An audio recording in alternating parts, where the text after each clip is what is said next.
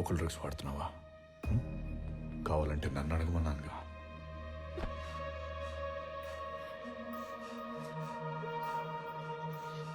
టెంప్టింగ్గానే ఉన్నావు,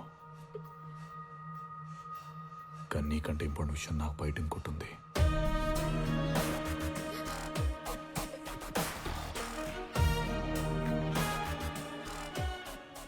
Say no to local drugs.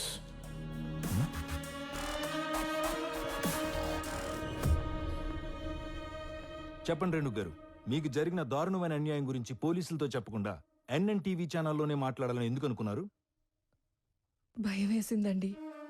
ఆయనకున్న పేరు పరపతి వాడి నన్ను నా బిడ్డని ఏదైనా చేస్తాడేమో అని భయం వేసింది.